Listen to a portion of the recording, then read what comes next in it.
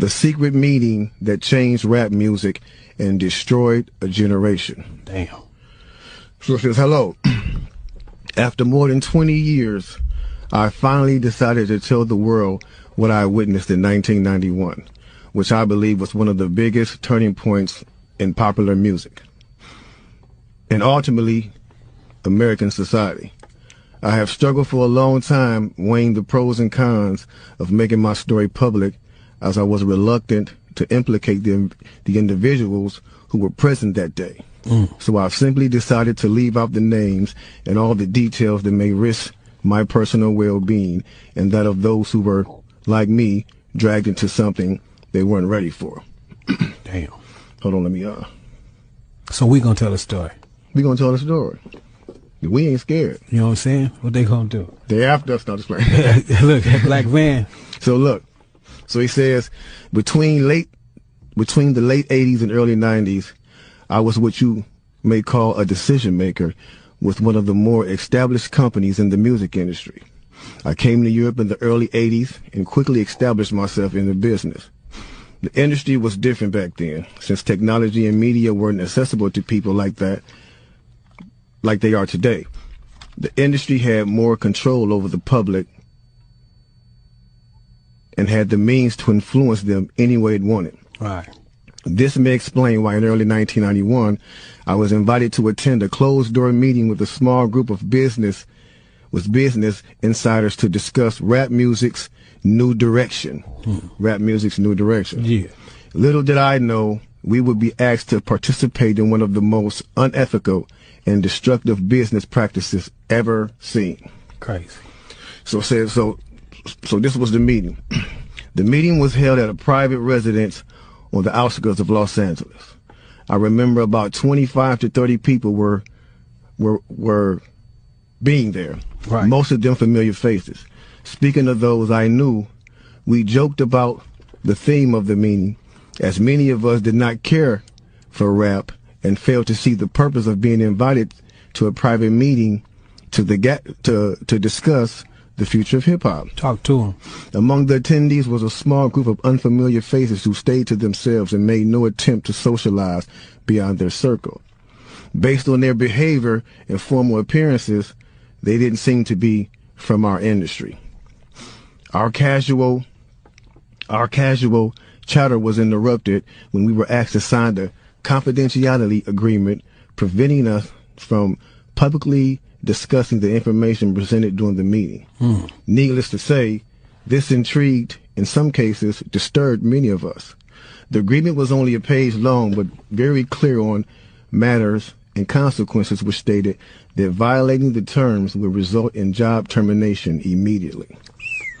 We asked several people what this meeting was about and the reason for such secrecy, but could not find anyone who had the answers for us. A few people refused to sign and walked out. Nobody stopped them.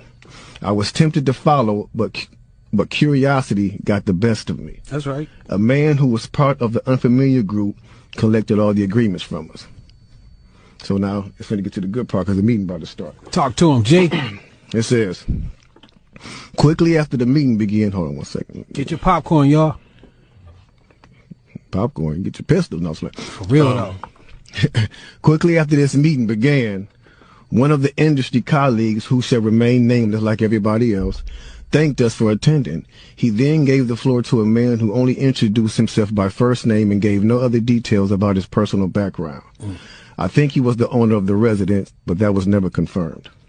He briefly praised all of us for the success we had achieved in our industries and congratulated us for being selected as part of this small group of decision makers.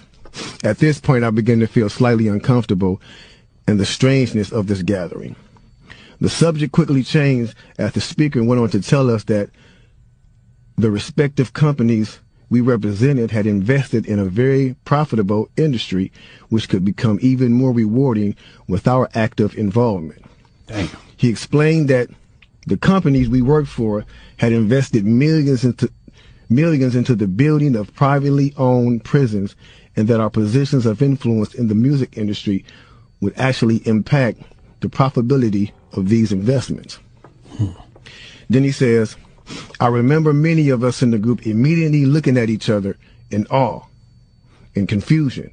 At the same time, I didn't know what a private prison was, but I wasn't the only one.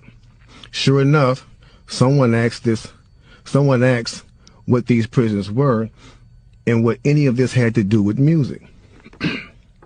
We were told that these prisons were built by privately owned companies who received funding from the government based on the number of inmates. Mm-hmm. The more inmates, the more the government would pay these prisons. Mm-hmm.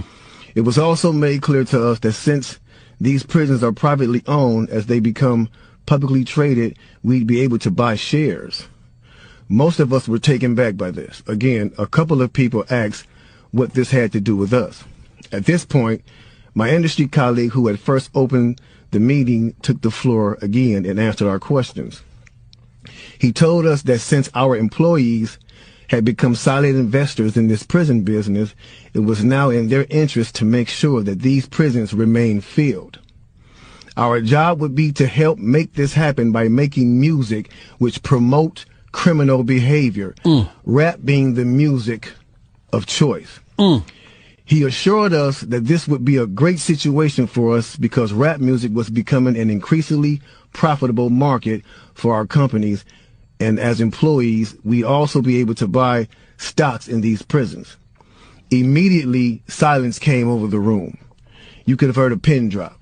I remember looking around to make sure I wasn't dreaming and saw half of the people with dropped jaws. My daze was interrupted when someone shouted, "Is this a fucking joke?" At this point, things became chaotic. Right. Two of the men who were part of the unfamiliar group grabbed the man who shouted and attempted to remove him from the house. A few of us, myself included, tried to intervene. One of them pulled out a gun, and we all backed off. They separated us from the crowd, and all four of us was escorted outside. My industry colleague, who opened up the meeting earlier, hurried out to meet us and reminded us that we had signed an agreement and would suffer the consequences of speaking out about this publicly, or even those who attended the meeting. Damn. I asked him, why was he involved with something so corrupt? And he replied, it's bigger than the music business and nothing we can do. And, no, it's bigger than the music business and nothing we want to challenge without risking consequences. We all protested as we walked back into the house. I remember word for word the last thing he said. It's out of my hands now. Just remember you signed an agreement. He then closed the door behind him. The men rushed us to our car and actually waited until we drove off the property. Damn. So this meeting, bro. Now that's a lot for a meeting right there. Oh yeah, definitely. You know, and this person later on, he said, you know, this person actually ended up leaving the music industry after this happened. A few years after this, he ended up leaving the music industry. Okay. And he said he just, like, you know, over the years he just felt guilty because he said as he sat back and he watched these plans come to a reality over 2 decades, he sat back and was like, wow, they really pulled it off. Yeah.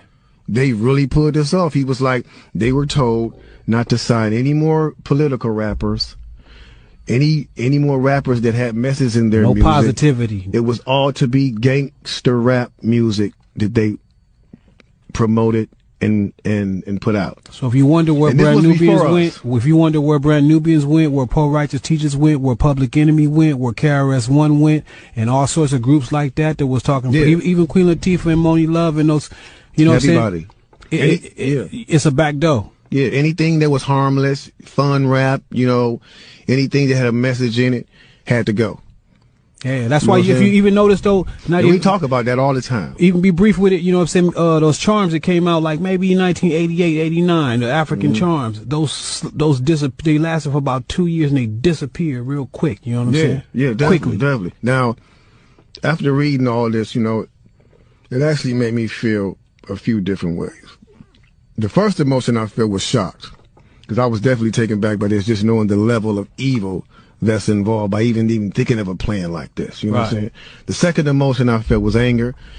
Anger because it's not enough for them to exploit our culture and make all the money off of it. Because let's keep it real, the industry has never been favorable towards the artists. Never. But they're going to go beyond the artists to get the artist to influence and lure in the consumer, which they knew at the time were mainly minorities. Yep.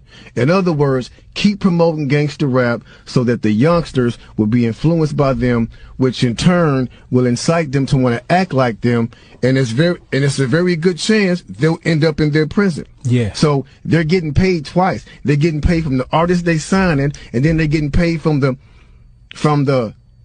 people that these artists influence that goes to prison trying to be like these artists. Yeah. So they making a killing. A killing. They're using the music business to promote their private prison business. My man is right there talking that right. 1988, a man named Tom Beasley, man. That's the co-founder of the corrections for Corporation of America. That's the CCA. You know what I'm saying? Excuse my French. I'm reading this thing right there real quick. It's the CCA. So in 1988, he founded that, and this is in straight concert with the same thing. So it's like the music business. You do what you do on your side. And over here with the correction facilities, we're going to do on this side, because, and now in 1970, there was 500 prisons. You know what I'm saying? Only 500 prisons in the United States. To this day, there's 1,700 prisons right now. That means big business. I'm talking about that done flippled over. You know what I'm saying? If flippled over is a word. Because they're making a lot of money off of these things per inmate. You know what I'm saying? So getting with the same thing of the music, it all went hand in hand, and we just partying at the same time. So us as the artists is the tool they use. Yeah. The music is the bait. Yep. And the young consumers are the prey. It's a cold game. Cold game, bro. Cold game. Then I feel sad. Sad because everything we seem to try to create, we always seem to give it away. We're always being tricked and deceived into believing that they have our best interests at hand, when clearly they never have, and they never will. They never will have our best interests at hand. It's blow after blow after blow after blow. Nick